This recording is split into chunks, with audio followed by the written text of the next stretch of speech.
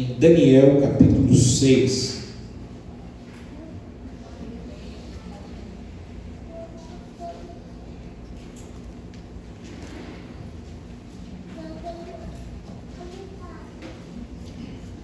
Daniel 6, temos meditado no livro do profeta Daniel nas últimas semanas. Hoje meditaremos no capítulo 6 e na próxima semana já estaremos retornando mais uma vez a Apocalipse. Vamos fazer essas mudanças por algumas vezes. Daniel 6, um texto muito conhecido dos irmãos, provavelmente a história infantil mais contada na igreja de Cristo, né?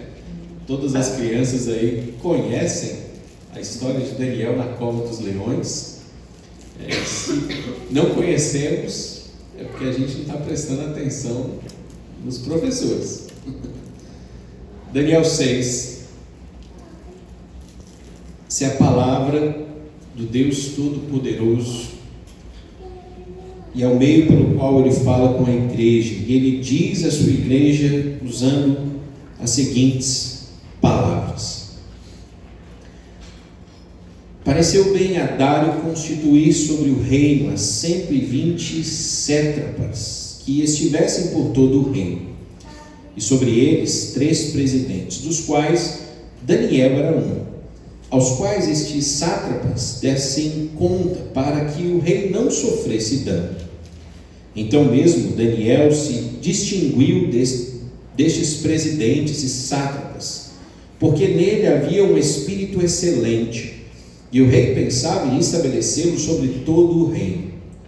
Então os presidentes e os sátrapas procuravam ocasião para acusar a Daniel a respeito do reino, mas não puderam achá-la, nem culpa alguma, porque ele era fiel e não se achava nele nenhum erro nem culpa.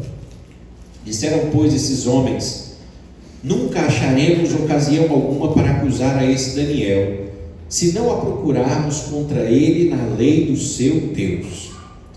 Então esses presidentes e sátrapas foram juntos ao rei e lhe disseram: ó rei Dário, vive eternamente. Todos os presidentes do reino, os prefeitos e sátrapas, conselheiros e governadores concordaram em que o rei estabeleça um decreto e faça firme o interdito que todo homem que por espaço de 30 dias fizer petição a qualquer Deus ou a qualquer homem, e não a ti, ó rei, seja lançado na cova dos leões. Agora, pois, ó rei, sanciona o interdito e assina a escritura, para que não seja mudada, segundo a lei dos medos e dos persas, que se não pode revogar. Por essa causa, o rei Dário assinou a escritura e o interdito.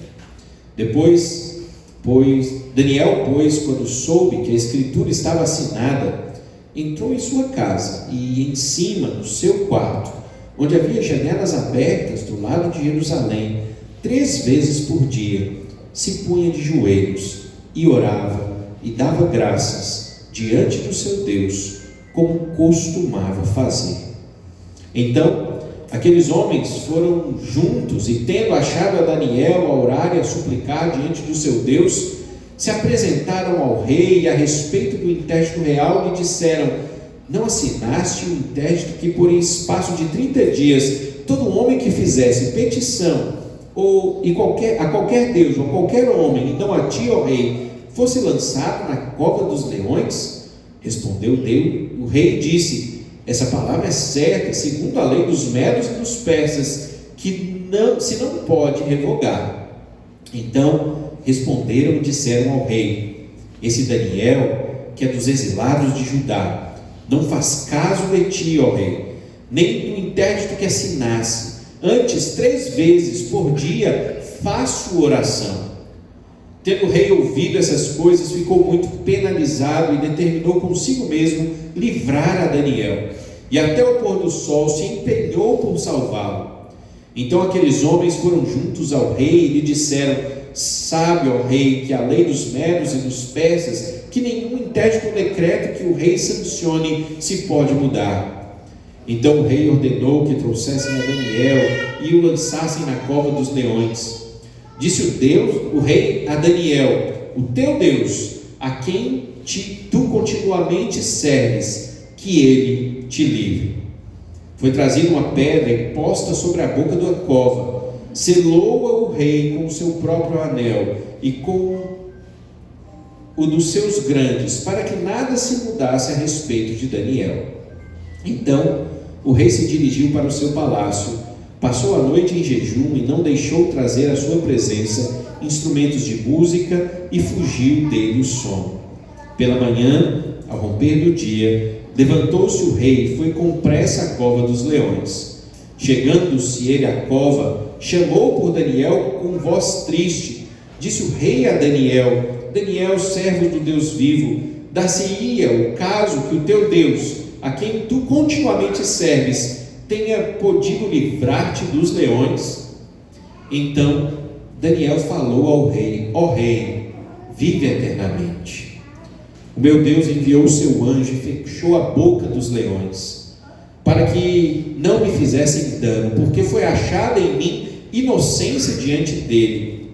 Também contra ti, ó rei, não cometi delito algum. Então o rei se alegrou sobremaneira e mandou tirar a Daniel da cova. Assim foi tirado Daniel da cova, e nenhum dano se achou nele, porque crera no seu Deus. Ordenou o rei, foram trazidos aqueles homens que tinham acusado a Daniel, e foram lançados na cova dos leões, ele, seus filhos e suas mulheres, e ainda não tinham chegado ao fundo da cova, e já os leões se apoderaram deles, e lhes esmigalharam todos os ossos. Então o rei Dario escreveu aos povos, nações e homens de todas as línguas que habitam em toda a terra: paz vos seja multiplicada.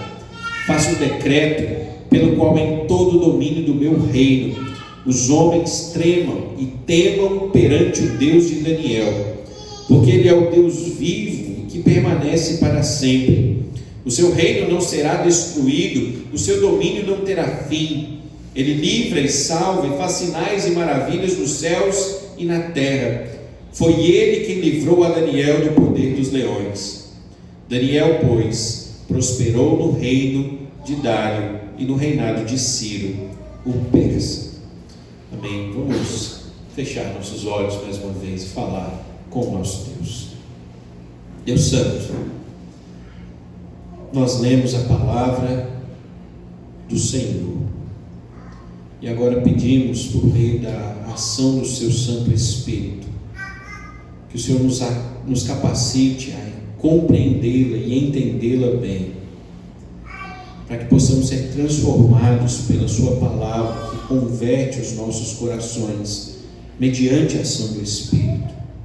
E que o Senhor nos ajude, Deus, a entender a nossa fé e a mudar os nossos hábitos, as nossas mentes, os nossos corações, para que possamos agradar a Ti e somente a Ti. É o que fazemos em nome de Cristo Jesus, o Senhor da igreja. Amém. Meus irmãos, estamos mais uma vez diante de um daqueles momentos do livro de Daniel que obviamente se torna nem um pouco aceito, especialmente pela sociedade moderna. Estamos diante de mais um dos textos que são acusados em muitos locais por ser um texto que não traz fatos verídicos, mas que são, na verdade, narrativas construídas para que uma religião, a religião judaica, ela pudesse ser firmada nos tempos antigos. Entretanto, nós estamos diante aqui de decretos reais que foram confirmados. Estamos diante de narrativas que historicamente existem nos históricos, nos anais das histórias dos persas, dos médios. Estamos diante de fatos e de pessoas que são pessoas reais e de uma perfeição em conteúdo que é comparada a uma obra muito bem feita de pesquisa científica no que diz respeito à ciência moderna. E até mesmo aqueles que tentam impedir que os milagres eles possam ser expressos na antiguidade, eles têm problemas com livros como o de Daniel, porque apesar de a gente muitas vezes achar que algumas coisas aqui são muito repetitivas, elas são feitas propositadamente para nos mostrar a perfeição na explicação do momento e da situação, como ela foi feita historicamente. Por isso que às vezes a gente acha que algumas informações elas às vezes se repetem demais ou são demais, mas a ideia é que elas se encontrem historicamente com a realidade dos povos. Mas além de tudo isso, estamos diante de mais uma obra divina, um ato divino de demonstração do incrível poder majestoso de um Deus soberano que governa o mundo, que governa o universo, que tem controle de tudo que existe em suas mãos e que por meio de um ato que para nós aparentemente é grande, para ele é simplesmente um ato de livramento, mais um ato de livramento para com o seu povo. Pois o Senhor, o que governa os céus e a terra, para ele governar os animais, não passa de absolutamente nada. Enquanto para nós, que somos dependentes dele, aparentemente isso é um ato que torna-se inexplicável. Para Daniel, porém, essa passagem é mais um teste. Um teste não da sua fidelidade a Deus, ou um teste do seu esmero em permanecer na presença do Senhor. Não é esse tipo de teste, mas é um teste que o mundo faz para com os filhos de Deus. Essa passagem ela se aproxima muito do que nós vimos em Daniel 1, quando os babilônicos tentam também moldar Daniel segundo a sua cultura. Quando a cultura tenta se sobrepor à religião do povo de Deus e tenta dizer como o povo de Deus deve agir, como o povo de Deus deve pensar, como o povo de Deus deve fazer as coisas, o que eles têm que comer lá em Daniel 1, como eles têm que beber, e a ideia é que a cultura, ela sempre de alguma maneira tenta moldar a igreja à sua própria imagem. Ela tenta nos fazer ser o que ela é, ela tenta nos fazer deixar de ser o que Deus quer, para que possamos ser o que a cultura e o mundo que nós vivemos verdadeiramente é. E aqui estamos diante de uma mesma ação e do mesmo personagem também, Daniel. O que difere aquele momento inicial deste são praticamente 70 anos. Aqui Daniel ele já tem um pouco mais de 80 anos, enquanto lá atrás ele era um jovem que havia chegado de Jerusalém como escravo, e mesmo assim a sua fidelidade também a Deus fora mostrada naquela circunstância. Desta maneira, estamos diante de uma provação que é uma provação comum aos santos.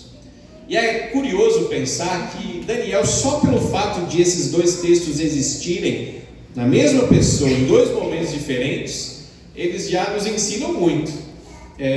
O que ele nos ensina é que a nossa jornada cristã, ela definitivamente será marcada por intempéries, por lutas, por provações. Não porque Deus queira nos provar o tempo todo, porque Ele quer nos testar o tempo todo, mas porque o mundo rejeita o seu Deus, e rejeitando o seu Deus, Ele necessariamente vai querer que você haja e viva de uma maneira que o seu Deus deixe de ser importante, para que outras coisas sejam importantes. O que se passa aqui é exatamente isso. E Daniel, tanto aos seus talvez 15, 16 anos, quanto aos seus 80 e poucos anos, ele passa pelas mesmas provações no que diz respeito à cultura. Um mundo que diz que ele deve viver como eles acham que ele deve viver. Um mundo que diz que ele deve adorar o que eles acham que nós devemos adorar. Um mundo que tenta nos fazer ser o que eles gostariam que nós fôssemos. Mas a verdade de Deus é que existe um Deus nos céus que já nos disse como devemos ser, o que devemos fazer, como devemos pensar, como devemos agir. E é a esse Deus, e não ao mundo, não às pressões sociais, não à realidade do mundo que vivemos, que nós devemos obedecer a Deus. É curioso pensar que a obediência ela sempre está presente até nas narrativas mais curiosas das Escrituras. A cova dos leões. A obediência verdadeiramente é algo importante nas Escrituras, tanto do Antigo quanto do Novo Testamento. E é por meio da nossa obediência a Deus que nós mostramos também a nossa fidelidade a Ele e o quanto verdadeiramente o reconhecemos como Senhor de nossas vidas. Daniel, aos seus 80 anos, ele se encontrou então nessa situação. Ele, primeiramente, esse texto nos fala, foi colocado entre os melhores do reino. Ele não foi colocado de forma separada do reino. Ele não é um daqueles agentes, como muitos cristãos têm vivido por aí, acreditando que nós podemos simplesmente viver uma vida separada, num mundo meio que paralelo, distante do mundo ímpio que nos envolve em todo o tempo. É curioso pensar que muitas igrejas, muitos locais onde os cristãos predominam, eles tentam criar isso, uma certa bolha que nos impede de nos relacionar com o mundo fora da igreja, fora do mundo cristão. Daniel não estava preocupado com isso. Daniel ele estava servindo ao rei, ele estava trabalhando para o governo persa, ele estava agindo com todos os talentos que Deus lhe deu para o benefício desse rei, que era um homem totalmente distante do que seria um bom rei, do que seria um exemplo de rei que é guiado pelo Santo Espírito de Deus. Esse rei era um ímpio, ele era mau, e nós vemos por meio das ações dele que verdadeiramente ele era um homem impiedoso em muitas ações. Mas fato é que Daniel continua a usar os talentos que Deus lhe deu para o benefício daqueles que o Senhor lhe chamou a servir. Daniel, por meio de suas ações, ele não abençoa apenas o rei, mas ele também abençoa o reino. Ele também traz alívio a uma sociedade cativa, a uma sociedade que clamava por cuidado e justiça, e é exatamente esse o princípio que Daniel estabelece para nós, no que diz respeito à nossa relação com o mundo social, aquele mundo que nos envolve. Servi-lo faz parte do nosso chamado, porque quando o cristão ele leva a luz de Cristo ao mundo perdido, é somente aí que a escuridão pode finalmente ver a luz. Se criarmos uma bolha de luz, onde só dentro dessa bolha a luz brilhará, como a luz de Cristo pode brilhar do lado de fora? Como no meio da escuridão eles saberão que há um Deus que salva, que restaura, que perdoa pecados? Como eles podem saber se a nossa luz não brilhar no meio desses homens? Daniel fez isso, e ele fez de forma tão exímia que dentro dos 24, os 3 presidentes, ele era um deles, e o rei ficou tão impressionado que ele optou por virar para Daniel e torná-lo o maior deles, o presidente dos presidentes. A ideia seria essa: o primeiro no reino, depois do próprio rei. Ele foi colocado então em uma posição de imenso destaque. E obviamente, quando os homens são levados a um lugar de destaque, eles também encontram as pressões que se colocam nos lugares de destaque. Ele torna-se então perseguido. Aqueles que ali estavam, os homens que estavam governando aquele império juntamente com ele, eles começaram a se organizar. para encontrar algo para acusar Daniel. E aqui que muitas vezes nós somos constrangidos, porque segundo o que diz a Escritura, ao pesquisar a vida de Daniel, nada puderam achar a respeito dele. Nos seus negócios com os dinheiro do rei, ele não tomava nada para si que ele não deveria tomar. Ele não superfaturava uma obra tentando trazer algum benefício para algum amigo ou para ele mesmo. Ele não fazia nada do que os governos que estamos acostumados fazem continuamente. Ele é exatamente um modelo de um bom governador, e quando nós estamos cheios de modelos de maus governadores, a gente fica até com um pouquinho de inveja, né? Com vontade de ter um Daniel para abençoar a nossa nação, para abençoar nosso estado, nossa cidade. Mas isso torna apenas nítido algo que é caráter cristão em última instância. Os cristãos, onde eles estiverem, essa deveria ser a forma com que os homens nos veem. O padrão de um servo de Deus é um servo que verdadeiramente age com justiça. É um servo que busca o bem daqueles que estão ao seu redor e que se esmera sempre em fazer tudo o que ele puder para oferecer os melhores benefícios àqueles que estão ao seu redor. A mesma prática encontrada aqui em Daniel, posteriormente será vista em Cristo Jesus. Quando os homens, os judeus especificamente, olham para Jesus, lá no Novo Testamento, alguns centenas de anos depois disso daqui, eles olham para Cristo e eles ficam procurando um motivo também para matá-lo. Eles ficam buscando uma maneira de torná-lo passível de morte, de prendê-lo, de calar-lhe, porque ele estava falando coisas que não lhes agradavam, estava dizendo verdades que eles não queriam aceitar. E fato é que eles não encontraram, porque Cristo, apesar de muitas vezes ele confrontar o judaísmo, ele não estava pecando em nada, eles não estavam cometendo nenhum crime. Quando ele foi questionado sobre os impostos de César, impostos grandes demais para uma sociedade carente, ele não dizia, não pague imposto. Pelo contrário, ele dizia, dai a César o que é de César e dai a Deus o que é de Deus. Quando ele via alguém que pela lei poderia, por exemplo, ser morto, ele agia com misericórdia, como ele fez com aquela mulher adúltera que ia ser apedrejada publicamente, e ele traz para ela uma possibilidade de redenção ao dizer, vá e não peques mais. Cristo confrontava a sociedade, mas ele a confrontava sem quebrar as regras, sem quebrar os mandamentos, sem tornar ele mesmo inaceitável diante do mundo que ele vivia. E para acusá-lo, eles tiveram que levantar falsos testemunhos.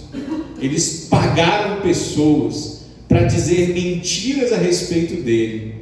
E até nas próprias mentiras, o próprio governo da época, em Herodes, ele disse, não acho nele erro algum. E ele não disse isso uma vez, ele disse isso por 3 vezes. Não há motivo de matá-lo. Vocês têm certeza que vocês querem matá-lo? O padrão cristão é um padrão alto. O padrão cristão é um padrão em que o Cristo é o nosso padrão.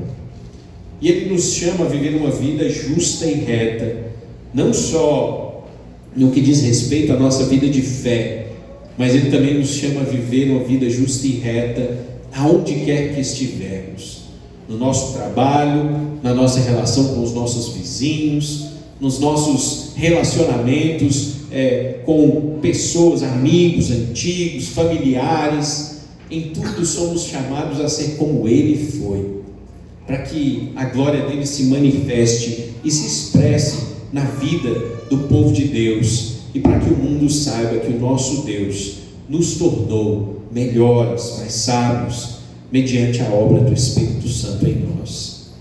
Versículo 5 nos diz: nunca acharemos alguma ocasião para acusar a este Daniel.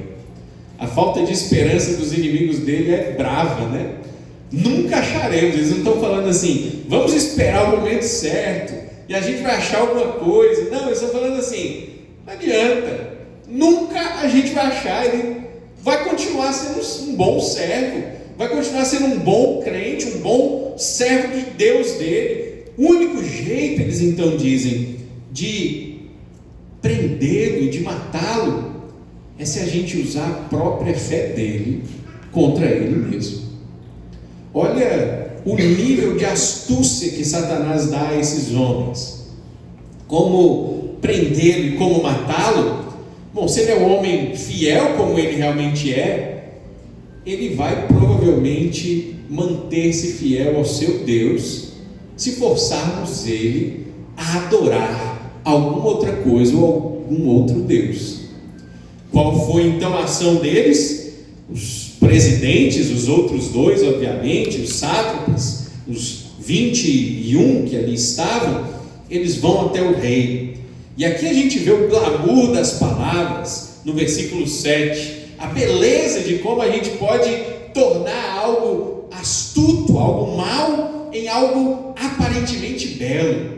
Ó grande rei, você é tão maravilhoso, você é tão perfeito, a gente devia adorar você, você é incrível, você deveria fazer um decreto de que nos próximos 30 dias só você pode ser adorado, porque você é maravilhoso, você tem cuidado do seu povo, a nação tem progredido, tudo está perfeito, rei. Assina o decreto, receba a adoração, receba o reconhecimento. 30 dias ninguém adorará nenhum outro a não ser o Senhor. Ó grande rei, vive eternamente, é o que eles dizem. O rei, se ele tinha alguma dúvida, meu amigo, agora ele tinha certeza de que ele merecia adoração, né? Porque tinham ali os maiores do reino dizendo: ó rei, a gente quer te adorar por 30 dias, a gente quer prestar-lhe adoração, porque você é incrível, majestoso. O ego do rei, se era alto, agora ele bateu as alturas, o recorde do ego foi ao nível mais alto. E o rei então fala: claro, eu mereço, eu vou assinar o decreto. Não passa de algo que faz todo sentido dentro do contexto que eu vivo. E é exatamente isso que vai levar o rei a fazer algo que o rei rejeita completamente. Porque o momento em que somos levados a tomar decisões assim é um momento que nós usualmente não pensamos nas consequências. O que está descrito aqui nos versículos 6 e 7, 6 a 8 na verdade, é uma maneira muito simples e clara de mostrar como Satanás, na verdade, ele nos convence de que o pecado é o melhor caminho. É exatamente essa forma que Satanás age e atua na vida e no coração de todo homem, para convencê-los de que o nosso caminho é melhor do que o caminho de Deus. E assim, quando, usando pecados simples, quando a gula, por exemplo, toma conta da nossa alma e do nosso coração. Você já comeu o necessário, aí chega aquele amigo super leal do seu lado e fala: pega mais um pedaço de pizza. Aqui é banana nevada, né? A pizza do Ceará, eu já ouvi falar disso, não sei se é verdade não. É uma pizza que eu já provei e eu vou te falar, viu? Eu não comi nada melhor do que essa pizza ainda não. E ele vai falar assim: come essa pizza de banana nevada aqui, tem chocolate branco, tem banana com canela, tem um açúcarzinho a mais em cima. Eu sei que você está cheio, mas você não pode deixar de provar. E aí, você, convencido pela beleza das palavras, toma mais um pedaço e passa mal a noite toda. Quem nunca fez isso, atire a primeira pedra, né? Mas a verdade é que o pecado age assim.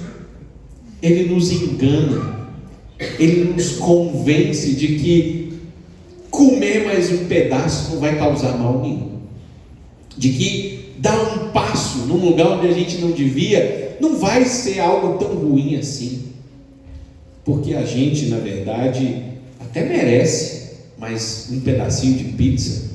O dia de trabalho às vezes foi tão difícil, estou tão cansado da semana, você não sabe quantos problemas eu tenho. Vou descontar na comida, é a melhor coisa do mundo, né? E assim, Satanás nos convence. Assim ele nos insiste a perceber e acreditar de que pecados valem mais a pena do que a fidelidade ao nosso Deus. Dario, ele come mais um pedaço. Ele fala: não basta a minha adoração, essa adoração não. Eu quero mais 30 dias de adoração. Eu quero que por 30 dias em todo o império, todos os homens, em todos os lugares, eles digam a mesma coisa. E se eles não disserem, olha só a loucura do rei. Se eles não me adorarem, eu acho plenamente aceitável que eles sejam jogados numa cova de leões famintos. Não é plenamente racional isso? Um homem dizer: ou você me adora, ou eu vou te jogar numa cova com leões famintos, eles vão devorar e destruir você. Obviamente, o rei ali estava embriagado pelo seu próprio pecado, pelo seu próprio ego, e ele não podia pensar de forma racional nas suas próprias ações. O rei sanciona o decreto, ele assina e imediatamente os emissários do rei saem correndo em todas as cidades, em todos os lugares, dizendo: nos próximos 30 dias, ninguém adora a outro Deus senão ao rei Dário, o grande, o magnífico, o único que deve ser adorado. Isso chega, obviamente, às mãos do presidente, que não estava na reunião. Pense, preste bem atenção, Daniel era o maior deles. Ele não foi convidado para essa reunião, não. Mas como presidente, ele recebe o decreto. Daniel, você tem que fazer cumprir isso daqui. Você é um dos presidentes. Você tem que fazer isso aqui acontecer em todos os lugares. Pois bem, Daniel toma conhecimento. Ele imediatamente, então, versículo 10 nos diz: entra na sua casa, em cima no seu quarto, onde as janelas estavam abertas. Ele 3 vezes por dia se colocava de joelhos e orava, dando graças a Deus, diante de Deus, como ele costumava fazer todos os dias. Preste bem atenção na simplicidade dessas palavras. A simplicidade delas não pode deixar que você não veja a profundidade das grandezas dos atos que estão sendo feitos aqui.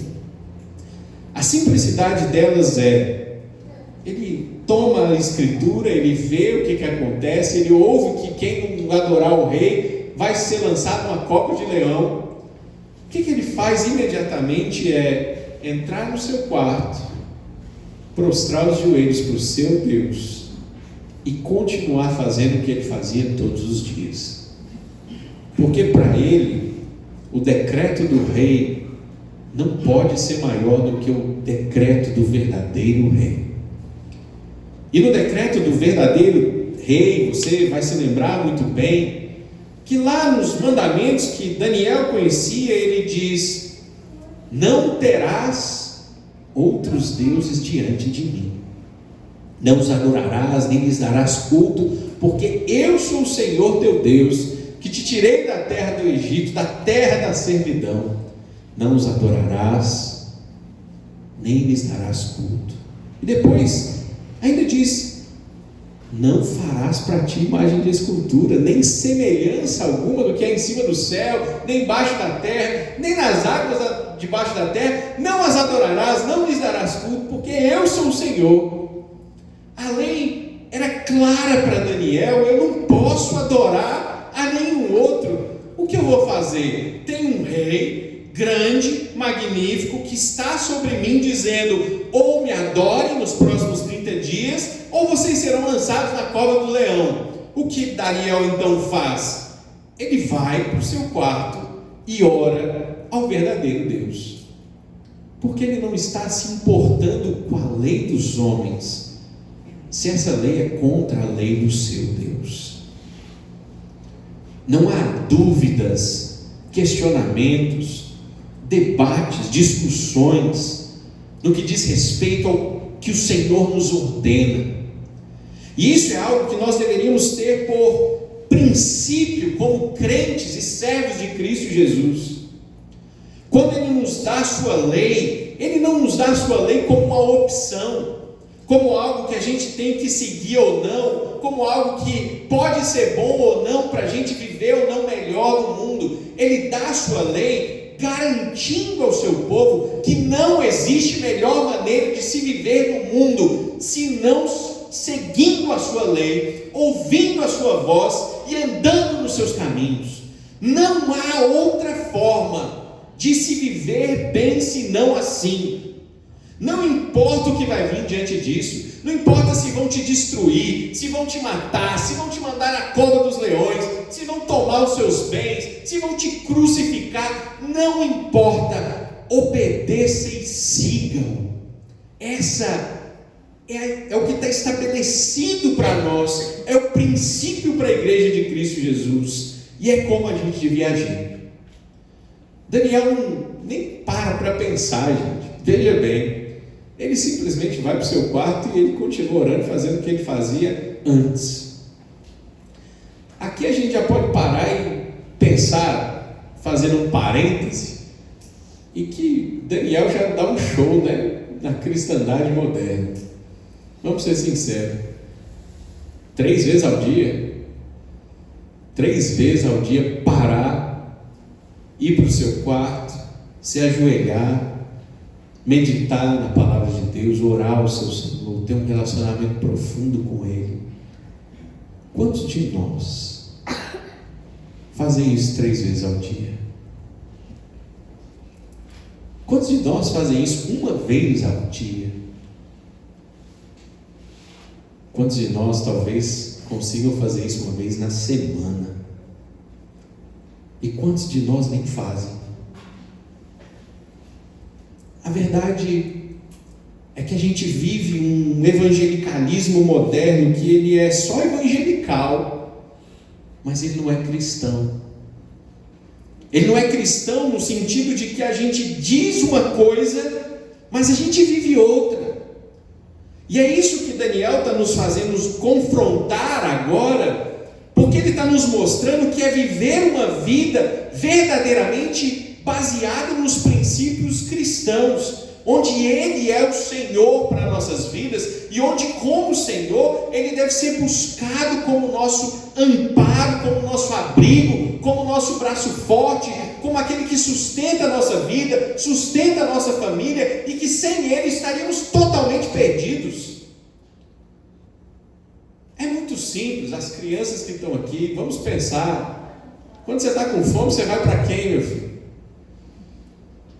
Estou vendo os filhos apontar para o pai e para a mãe. Porque quem dá comida não é seu pai e sua mãe? Sem eles, vocês estariam aonde agora? Vocês já pensaram nisso? Está um monte de criança agora agoniada. Onde que eu estaria? Mas a verdade é, por que a gente não vai à presença de Deus quando nós precisamos de qualquer coisa? Se Ele é que é o provedor. Crianças, sabe por que seus pais têm condição de dar-lhes o que comer? Porque Deus tem provido a eles.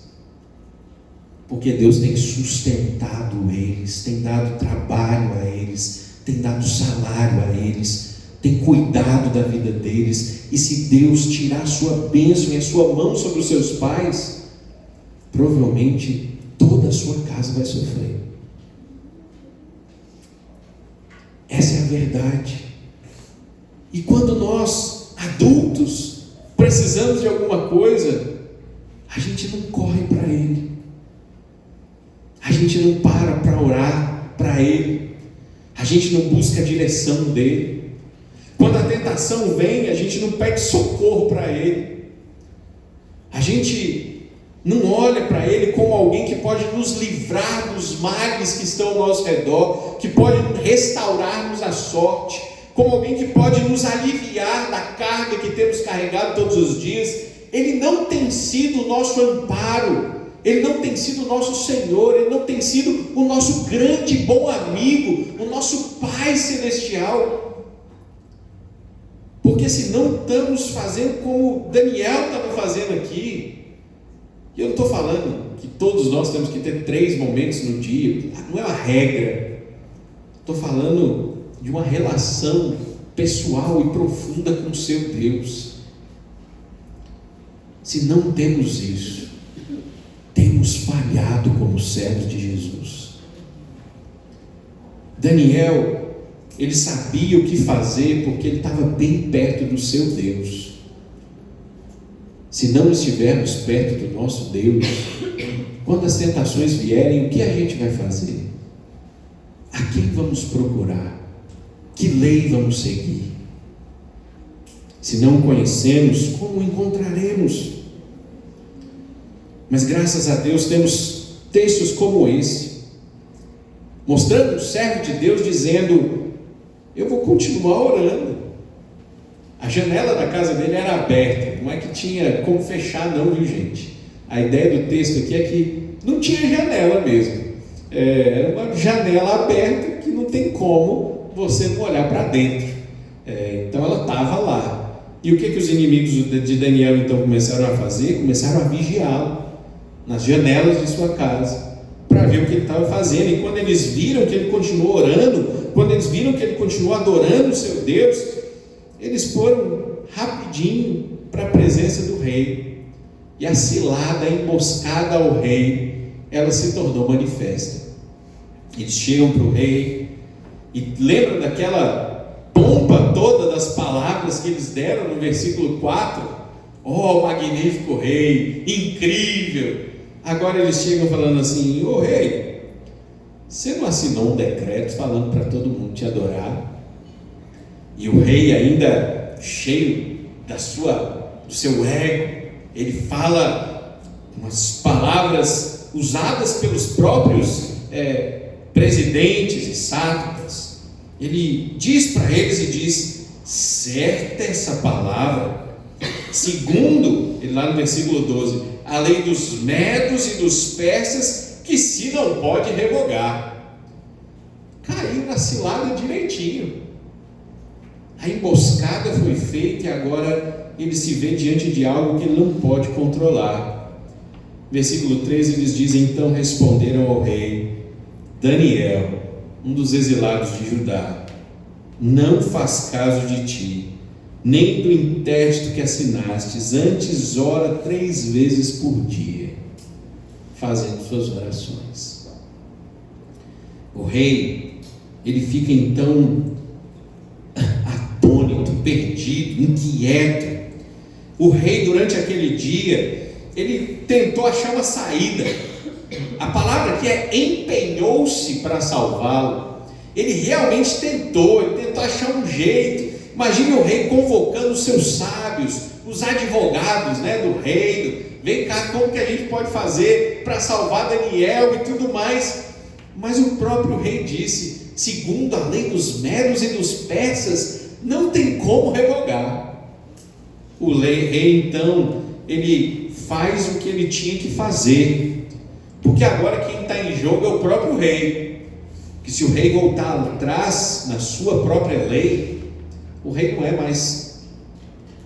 não pode mais permanecer na sua posição como rei.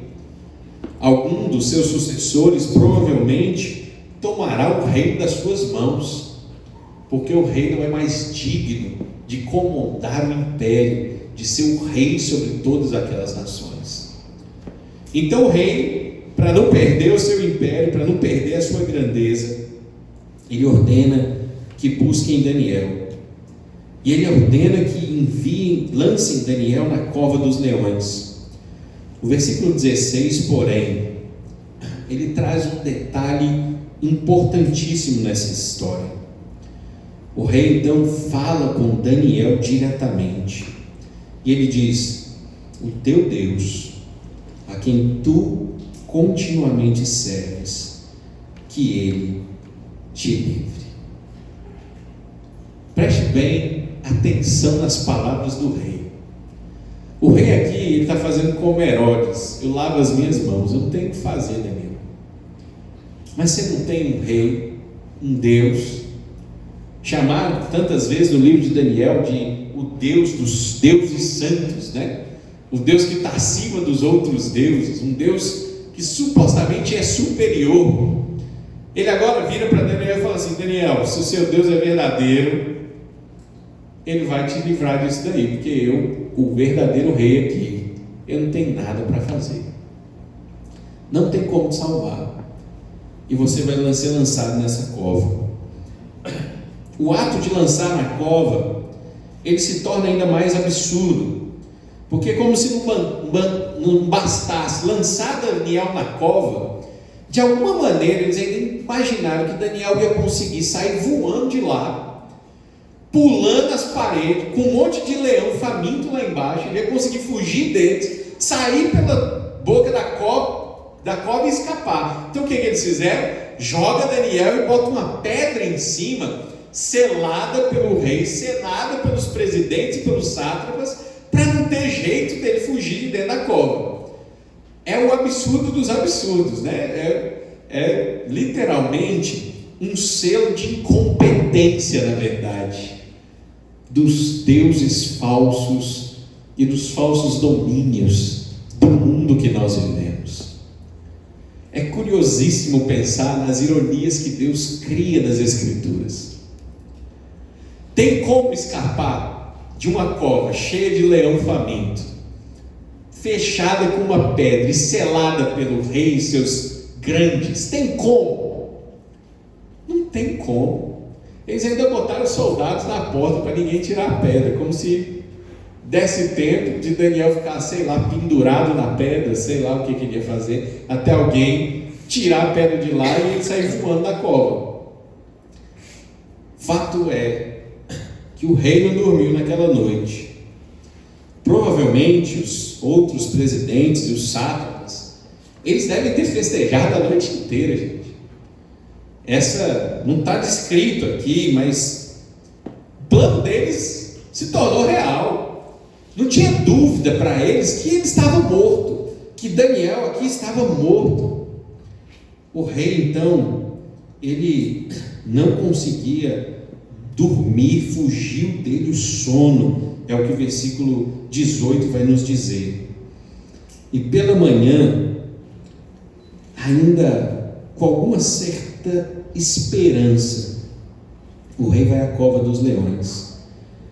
Ele chega na cova do leão e preste bem atenção no que ele diz ali, versículo 20: Daniel, servo do Deus vivo, dar-se-ia o caso que o teu Deus, a quem tu continuamente serves, tenha podido livrar-lo dos leões. É curioso pensar que o único que ainda tem algum tipo de fé aqui é o rei, porque ele fala assim: será que por algum motivo esse Deus pode ter livrado ele dos leões? A resposta que vem em seguida é a resposta mais bela que podemos encontrar para um servo de Deus que é fiel ao seu Senhor. No versículo 21, primeiro Daniel cumprimenta o rei: ó rei, vive eternamente. Ele não está desonrando o rei pelo rei jogá-lo na cova dos leões, não. Daniel podia ter ficado chateado, sabe? Oh, esse rei miserável me jogou na cova, não vou mais servir ele, não gosto dele mais não, agora quero ser escravo de outro rei. Ele fez isso? Não. Ó rei, espero que você viva eternamente. Mas as palavras a seguir são muito mais majestosas que essa. O meu Deus enviou o seu anjo e fechou a boca aos leões, para que não me fizessem dano, porque foi achada em mim inocência diante dele. Também contra ti, ó rei, não cometi delito algum. Provavelmente, meus irmãos, Daniel dormiu tranquilo do lado dos leões durante aquela noite todinha, enquanto o rei estava lá rolando na cama do palácio. Daniel estava tranquilo com os leõezinhos do seu lado, todos com a boca fechada, e Deus de toda a glória livrando o seu servo de uma morte certa.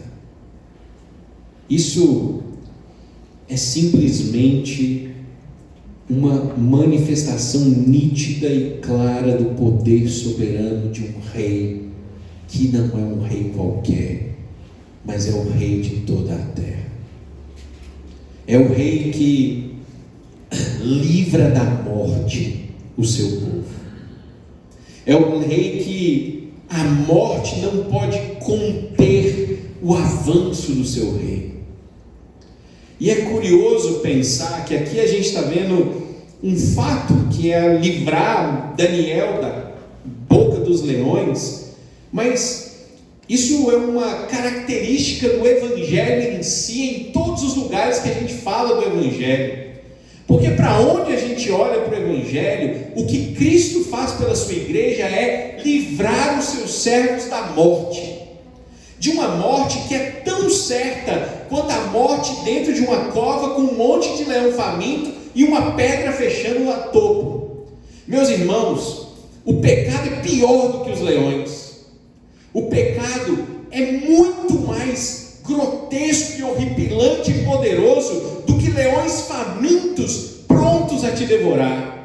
A morte que o pecado causa ao homem é muito mais dolorosa e penosa do que as mordidas que leões vorazes podem causar em você.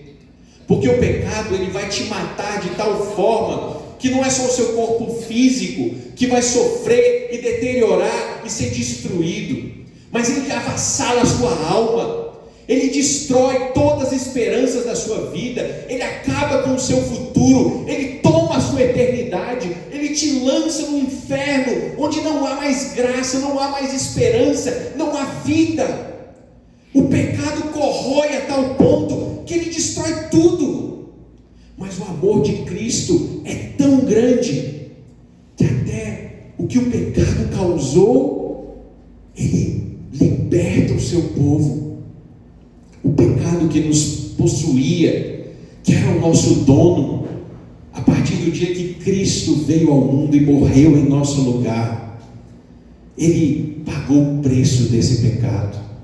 Ele assumiu o dano que esse pecado ia causar em mim e em você, sobre os seus ombros, naquele dia da cruz do Calvário. E a partir daí o que Cristo diz aos seus santos é: não há mais condenação aos que estão em Cristo Jesus. O pecado que lança alguém no inferno, para nós, ele não pode mais nos condenar. É uma liberdade que não pode ser comparada simplesmente, não ser comido por leõezinhos famintos, não. O que são leões famintos perto da graça que encontramos na presença de Cristo? É uma obra sobrenatural de salvação dada ao povo de Deus por meio de um Redentor único, louvado, incrível, majestoso, maravilhoso, que é o único que devemos seguir, amar, nos dedicar e servir. Não há outro senão Ele. É por isso que Paulo, quando ele vai falar com a igreja, ele diz: eu não mais vivo, mas Cristo vive em mim. Porque não faz sentido eu ser mais nada, porque agora Ele tem que ser tudo para mim. Tudo é para Ele, porque o que Ele fez por nós é infinitamente maior do que o que Deus fez com Daniel aqui. A conclusão, porém, é a mesma. O rei, obviamente, ele mostrou agora o seu furor. Se você viu até aqui um rei que tentava de alguma forma ajudar alguém, agora ele deixou de ser o rei bonzinho que ele foi com Daniel. Nós estamos vendo aqui o fim de linhagens. Muitas vezes a gente olha para as Escrituras e a gente não entende o motivo pelos quais no Antigo Testamento os reis faziam coisas assim. O rei, então, vendo que Deus salvou Daniel, ele prende os outros presidentes, os sátrapas, ele lança eles na cova do leão, mas junto ele manda todos os seus filhos, as suas mulheres, e a ideia é que Dário estava pondo um fim na linhagem daquelas pessoas, porque isso era muito significativo no contexto veterotestamentário. Se você era punível, se você se colocasse contra o rei, o seu nome tinha que desaparecer da história. Eles não queriam simplesmente matar você, eles queriam que toda a sua descendência ela simplesmente deixasse de existir. Então por isso que a gente vê o rei tomando famílias e lançando todas elas na cova, como uma pessoa má, que é o que esse rei era. Ele não era um rei bonzinho não, gente. Ele era um rei que causava danos ao povo de uma forma sobrenatural. E ele lança todos, os homens, os filhos, as mulheres à cova, e logo depois ele faz outro decreto que esse rei tinha que fazer esse decreto, não porque ele queria também fazer a coisa certa não, mas é porque ele não tinha outra saída, ele não tinha como não dizer o que ele estava por dizer. Ele manda para todos do seu reino o seguinte decreto, em que ele diz: faço um decreto, verso 26, em todo o domínio do meu reino, que os homens tremam e temam perante o rei de Daniel. A resposta do rei aqui é muito simples, meu irmão. Se ele viu Daniel ser lançado às covas e sair sem um dano, o que a gente pode fazer como ímpio é tremer e temer a esse Deus que cala até a boca de leões. Não é que o rei converteu ao judaísmo, não. Ele estava morrendo de medo, porque o rei não pôde livrar Daniel, mas o Deus dele pôde. Então tremam e temam o Deus de Daniel. E ele conclui: porque ele é o Deus vivo, que permanece para sempre, o seu reino não será destruído e o seu domínio não tem fim. Ele livra, ele salva, ele faz sinais e maravilhas dos céus e na terra. Foi ele quem livrou a Daniel do poder dos leões. O rei fala os atributos de Deus mais comunicáveis possíveis. Ele livra, ele salva, os seus sinais e maravilhas eles estão manifestos na terra. O rei, o verdadeiro rei, ele pode livrar Daniel dos leões. Eu não posso. Estamos diante de um atestado de incompetência real, cheio de medo, mas ao mesmo tempo um atestado da grandeza do Deus de Daniel, em que o rei dos homens reconhece que um rei mais elevado governa o mundo e tudo o que existe na criação dele. Essa basicamente é a ideia que precisamos reconhecer e entender quando olhamos para um texto como esse, na cova dos leões, de Daniel na cova dos leões. O propósito disso não é simplesmente te chamar fidelidade, não. O propósito disso é te fazer conhecer o seu Deus, é te fazer reconhecer atributos de Deus que estão expressos em todo lugar nas Sagradas Escrituras. O Deus que esse rei aqui, Dario, está apresentando, é o mesmo Deus que Paulo vai apresentar, não é mesmo? Você consegue pensar em Paulo falando essas mesmas palavras?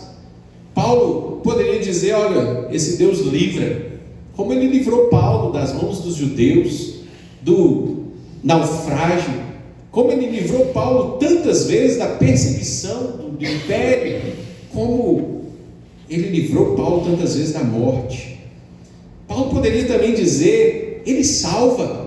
Paulo se considera o pior dos pecadores, e ele então aqui poderia claramente dizer: ele me salvou.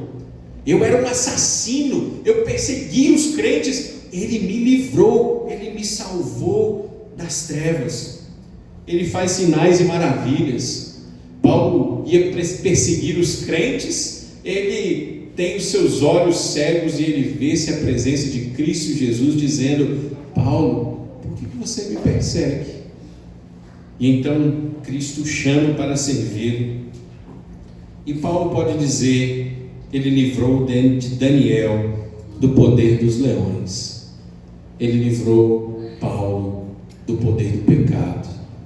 E todos nós, crentes em Cristo, podemos usar essas mesmas expressões. Ele nos livrou, ele nos salvou, ele tem feito maravilhas no céu e na terra, e nós podemos vê-las. Os seus sinais são nítidos aos nossos olhos.